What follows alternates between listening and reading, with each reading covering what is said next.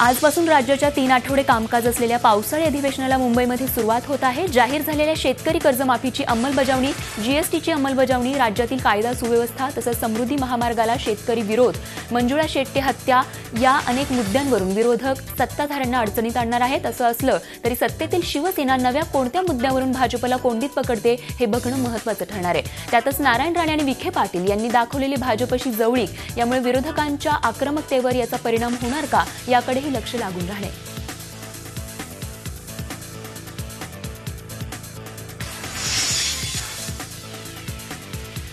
विधिमंडळाच्या पावसाळी अधिवेशनात विरोधकांच्या सर्व शंकांचं निरसन चर्चेद्वारे करू अशी ग्वाही मुख्यमंत्री देवेंद्र फडणवीस यांनी दिली आहे। अधिवेशनाच्या पूर्वसंध्येला सरकारकडून चहापानाचं आयोजन करण्यात आलं होतं। यानंतर घेतलेल्या पत्रकार परिषदेत मुख्यमंत्र्यांनी विरोधकांवर तोंडसूक घेतलं। तसंच अधिवेशनात 21 विधेयकं मांडण्यात येतील असं मुख्यमंत्र्यांनी सांगितलं।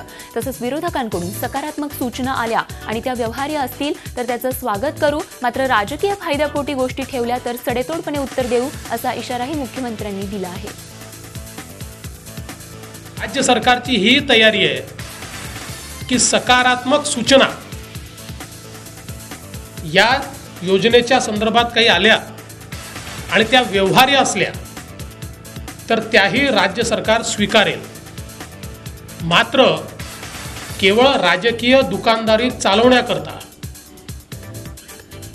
अव्यवहार्य गोष्टी या जर विरोधी पक्षाच्या वतीनं ठेवण्यात आल्या त्याला अतिशय सडेतोड उत्तर हे त्या ठिकाणी सत्तारूढ पक्षाच्या वतीनं निश्चितपणे दिलं जाईल। 88% क्षेत्रावर पेरणी झाली असून राज्यावरील दुबार पेरणीचं संकट टळलं आहे असा दावा मुख्यमंत्री देवेंद्र फडणवीस यांनी केलाय। चहापानाच्या कार्यक्रमानंतर घेतलेल्या पत्रकार परिषदेत मुख्यमंत्र्यांनी हा दावा केलाय। तसंच शेतकरी कर्जमाफीची प्रक्रिया सोमवारपासून सुरू होत असून त्यासाठी ऑनलाईन केंद्र उभारण्यात आल्याची माहितीही मुख्यमंत्र्यांनी दिली आहे।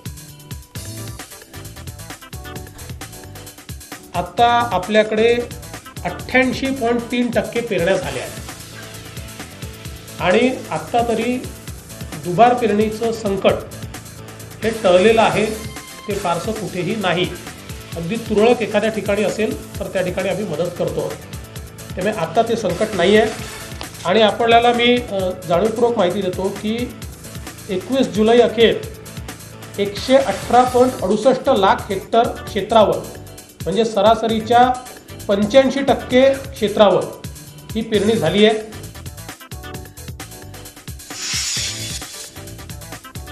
विधिमंडळाचं पावसाळी अधिवेशन आजपासून सुरू होत आहे। विविध मुद्द्यांवरून सरकारला घेरण्यासाठी विरोधकांनी एकत्र येणं अपेक्षित असताना अधिवेशनाच्या पूर्वसंध्येलाच विरोधकांमध्ये फूट पडली आहे। काँग्रेसच्या वतीनं विरोधी पक्षनेते राधाकृष्ण विखे पाटील यांनी पत्रकार परिषद घेतली। यावेळी सरकारच्या चहापानावर बहिष्कार टाकत असल्याचं विरोधी पक्षनेते विखे पाटलांनी सांगितलं। सरकार गोंधळलेलं असून शेतकऱ्यांसाठी जाहीर केलेली कर्जमाफी ऐतिहासिक कशी असा सवाल त्यांनी सरकारला विचारला। सरसकट कर्जमाफीची मागणी मान्य करा असंही विखे पाटलांनी म्हटलंय।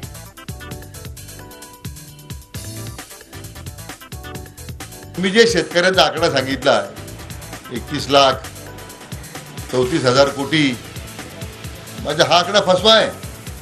तर एका बाजूला सहकार मंत्री आता अर्ज भरून घेणार, त्याचा अभ्यास करणार आणि पात्र लोकांना कर्जमाफी देणार। मग तुमच्याकडे मग आकडा हा जो 34,000 कोटीचा जो आलेला आहे त्याला आधार काय आहे?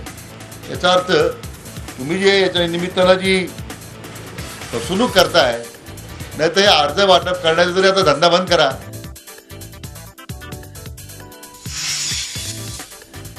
सोनू सरकारवर भरवसा राहिला नाही अशा शब्दांमध्ये विधान परिषदेचे विरोधी पक्षनेते धनंजय मुंडे यांनी सरकारवर हल्लाबोल केलाय।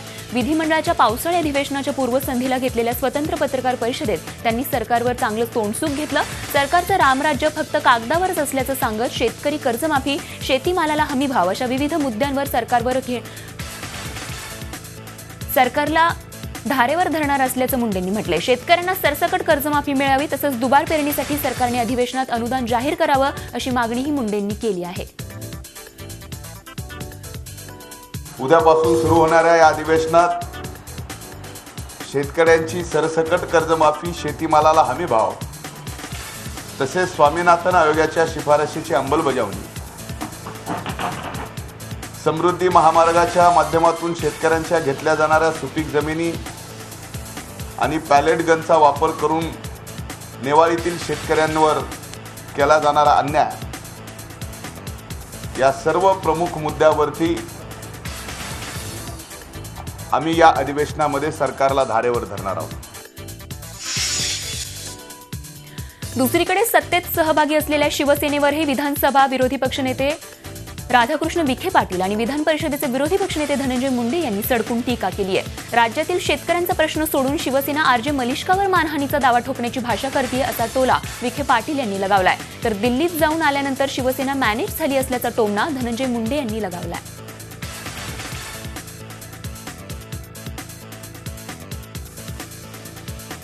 आता शेतकऱ्यांच्या प्रश्नाची चर्चा करण्याच्या पेक्षा आता मलिष्कावर मला वाटतं मानहानीचा दावा ठोकण्याची तयारी ते करताय. त्याच्यापेक्षा काय वैचारिक दिवाळखोरी म्हटली पाहिजे एखाद्या पक्षाची, एखाद्या पक्षाच्या भूमिकेची. आणि म्हणून असं मला हरकत नाही की त्यांच्या मेंदूत झोलझोल आहे आणि म्हणून त्यांची भूमिका नेहमी गोलगोल आहे असं मला हरकत नाही. अशा प्रकारची अवस्था शिवसेनेची झालेली आहे. दिल्लीला जाऊन शिवसेना काय मॅनेज होऊन आली कळालं नाही. शेतकऱ्यांची कर्जमाफी मात्र त्यांनी वाऱ्यावर सोडली. राजीनाम्याचं नाटक झालं. खिशात राजीनामे घेऊन अनेक वेळा मंत्री त्यांचे फिरले. कर्जमाफीच्या संदर्भामध्ये शिवसेना निर्णय घेऊ शकली नाही. आता ढोल बजावाचा कार्यक्रम या ठिकाणी चालू आहे. सरकारला त्यांनी अल्टिमेटम दिलंय, कर्जमाफीच्या संदर्भात नाही तर आम्ही ढोल वाजवू. आता खरं तर शिवसेनेच्या समोरच ढोल वाजवायची वेळ आली आहे. शिवसेनेला एवढंच सांगणं आहे, तुम्ही जर सत्तेत असाल तर शेतकऱ्यांना सरसकट कर्जमुक्ती तुमच्या भाषेत जी आहे ती द्या, नाही तर सत्तेच्या बाहेर पडा. शेतकऱ्यांच्या संपूर्ण कर्जमाफीच्या मागणीसाठी सुकाणू समितीने एल्गार पुकारलाय. येत्या 15 ऑगस्टला राज्यात पालकमंत्र्यांना झेंडावंदन करू देणार नाही असा इशारा सुकाणू समितीने दिलाय. पालकमंत्र्यांना गावबंदी करून रास्ता रोको करण्याची घोषणा शेतकरी संघटनेचे नेते रघुनाथदादा पाटील यांनी पुण्यामध्ये केली आहे. तर सुकाणू समितीच्या या भूमिकेवर मुख्यमंत्री फडणवीस यांनी सडकून टीका केली आहे.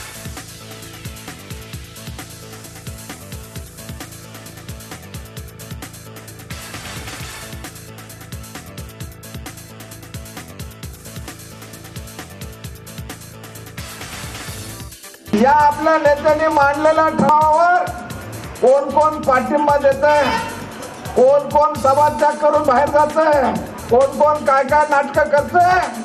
आणि हा जर ठराव पास करायला तिथं या आमदारांनी काही विरोध केला बाकीच्या, तर त्यांना गावोगाव फिरवू द्यायचं नाही. हे आपलं काम. 15 ऑगस्टचं झेंडावंदन झालं पाहिजे, परंतु या झेंड्याला शेतकऱ्यांच्या आत्महत्येच्या रक्ताने डागाळलेला कोणा मंत्र्याचा हात लावू देणार नाही. कोणाही पालकमंत्र्याला झेंडावंदन करू द्यायचं नाही.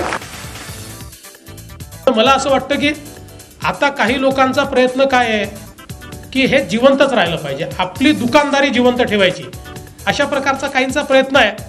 मला असं वाटतं की ते ठीक आहे.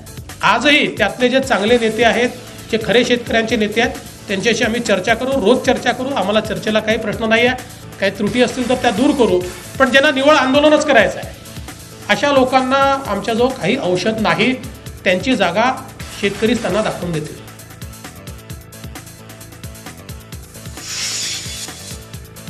महिलांवरच्या अत्याचारांचा निषेध करत नागपूरमध्ये राष्ट्रवादी महिला मोर्चाच्या कार्यकर्त्यांनी राज्य महिला आयोगाच्या अध्यक्षा विजया रहाटकर यांची पत्रकार परिषद उधळून लावली. पत्रकार परिषदेदरम्यान राष्ट्रवादी काँग्रेसच्या महिला कार्यकर्त्यांनी कार्यक्रमस्थळी ढोल वाजवून गोंधळ घातला. महिला आयोगाच्या अध्यक्षा विजया रहाटकर यांनी आंदोलनकर्त्यांशी बोलण्याचाही प्रयत्न केला. मात्र केवळ आश्वासनं नको तर प्रत्यक्ष कृती हवी अशी मागणी करत आंदोलक महिलांनी आंदोलन सुरूच ठेवलं. त्यामुळे रहाटकर यांना पत्रकार परिषद गुंडाळावी लागली.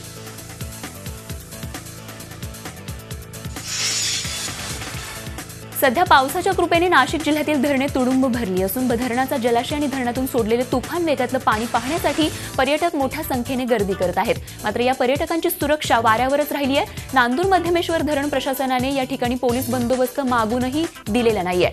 धरण क्षेत्र आणि धबधबे या ठिकाणी सेल्फी आणि स्टंटबाजीच्या नादात दुर्घटना वेळोवेळी कानी पडत असतानाही अतिउत्साही पर्यटक धोका पत्करत आहेत.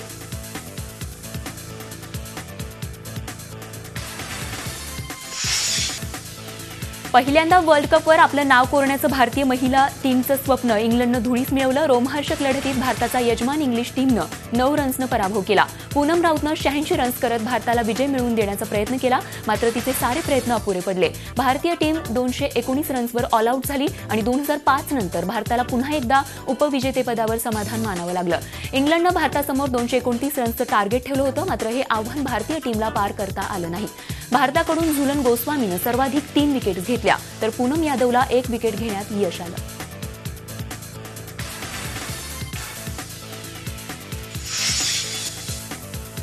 एकोणीसशे 71 साली काय घडलं होतं हे पाकिस्ताननं विसरू नये अशा शब्दात एनडीएचे उपराष्ट्रपती पदाचे उमेदवार व्यंकय्या नायडू यांनी पाकिस्तानला इशारा दिलाय. पाकिस्ताननं दहशतवादाला प्रोत्साहन देणं बंद करावं असंही नायडू यांनी म्हटलंय. पड़ोसी का एक भयंकर बीमारी है, वो बीमारी ऐसी है वो हमेशा शांति से वो बैठते नहीं, किसी को बैठने भी देना नहीं चाहते, मगर उनको ये समझ में आना चाहिए ये भारत है. 125 करोड़ पीपल ऑफ इंडिया, अटक से लेकर कटक तक, कन्याकुमारी से लेकर कश्मीर तक, हम सब लोग एकजुट होकर जरूरत पड़े तो उनको मुंह तोड़ के समाधान भी देंगे. They had an experience in 1971. They should remember that experience and they should not do anything. On the other hand, they should focus among themselves with regard to creating peace, prosperity and welfare of their own people and also behave as a good neighbor. That is our wish. मावळते राष्ट्रपती प्रणव मुखर्जी यांना निरोप देण्यात आला. संसदेच्या central हॉलमध्ये पार पडलेल्या एका शानदार सोहळ्यात मुखर्जी यांना निरोप देण्यात आला. उपराष्ट्रपती हमीद अन्सारी, पंतप्रधान नरेंद्र मोदी, लोकसभा अध्यक्षा सुमित्रा महाजन यांनी प्रणव मुखर्जी यांचं संसदेत स्वागत केलं. सुमित्रा महाजन यांनी प्रणव मुखर्जी यांच्या कार्याचा गौरव केला.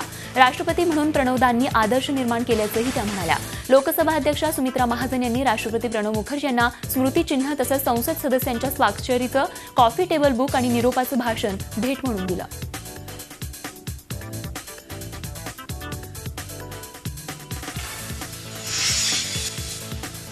सेल्फीचा नाद तुमच्या जीवावर कसा बेतू शकतो याचा प्रत्यय दीव इथल्या नागवा बीचवर आलाय. सेल्फी काढण्याच्या नादात 4 जण बुडालेत. 4 एकाला वाचवण्यात आलं असून इतर 3 शोध सुरू आहे. हे सर्व तरुण राजस्थानचे रहिवासी आहेत. दीव जवळ असलेल्या केवडी इथे एका कन्स्ट्रक्शन साईटवर हे तरुण काम करत होते. रविवार असल्यानं सुट्टी एन्जॉय करण्यासाठी हे 5 जण नागवा बीचवर आले होते. यावेळी 4 जण सेल्फी काढत होते. त्याचवेळी एक अजस्त्र लाट आली आणि या 4 समुद्रात घेऊन गेली. या 4 मित्र असलेल्या 5व्या तरुणाच्या कॅमेऱ्यात ही सगळी दृश्य कैद झाली आहेत.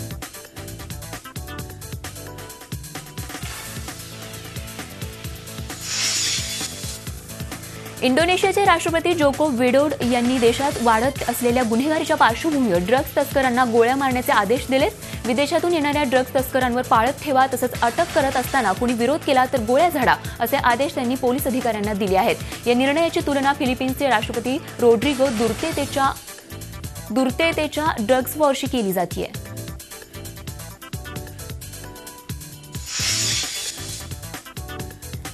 जॉर्डनची राजधानी अम्मानमध्ये इस्रायली दूतावासावर हल्ला झाल्याची बातमी समोर आली आहे. या हल्ल्यात जॉर्डनचा एक नागरिक मृत पावल्याची तर इस्रायली नागरिक गंभीर जखमी झाल्याची माहिती समोर आली आहे. या घटनेची तीव्रता पाहता वृत्तांकन थांबवण्यात आलंय, तर संपूर्ण भाग सील करण्यात आलाय.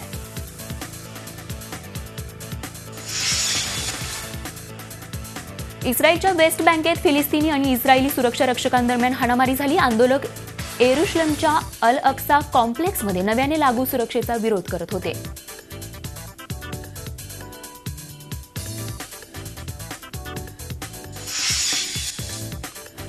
तुर्कीची राजधानी अंकारामध्ये 47 जणांना अटक करण्यात आली आहे. 2 शिक्षकांना अटक केल्याप्रकरणी 1 महिन्यापूर्वी विरोध करत होते.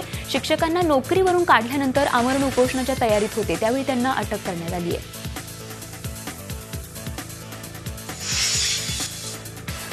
चीनचा जिलिंग प्रांत भूकंपाच्या झटक्याने हादरून गेलाय. भूकंपाची तीव्रता ही 4.9 रिश्टर स्केल इतकी नोंदवण्यात आली आहे. भूकंपात कोणतीही जीवितहानी झालेली नाही, मात्र जवळपास 800 घरांचं नुकसान झालंय.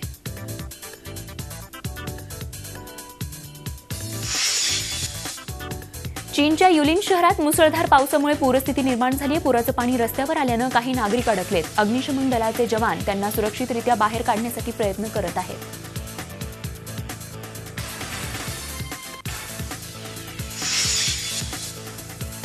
उत्तर पूर्व जपानमध्ये मुसळधार पावसामुळे पूरस्थिती निर्माण झाली आहे. त्यामुळे प्रशासनाने सतर्कतेचा इशारा म्हणून 25,000 नागरिकांना सुरक्षित स्थळी जाण्याचा इशारा दिलाय. या मुसळधार पावसामुळे संपूर्ण जनजीवन विस्कळीत झालंय. रेल्वे ट्रॅक हेही पाण्याखाली गेले तर 100हून अधिक घरात पुराचं पाणी घुसलंय.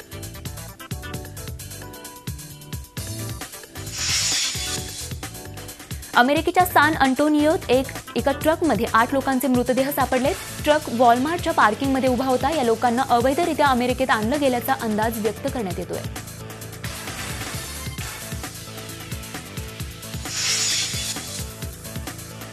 अमेरिकेच्या किर्बी चॅम्बलिसने रशिया एअर शो जिंकलाय. या मोसमातील त्याचा हा दुसरा विजय आहे. यापूर्वी गेल्या 9 वर्षात त्यांना एकही स्पर्धा जिंकता आली नव्हती. मात्र गेल्या 3 आठवड्यात पहिल्यांदा बुडापेस्ट आणि त्यानंतर रशियात स्पर्धा जिंकली.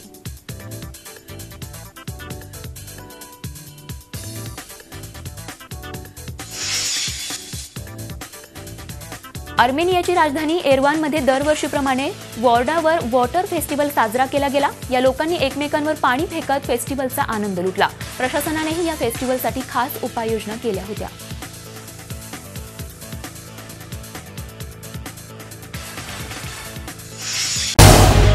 झी 24 तास रहा एक पाऊल पुढे.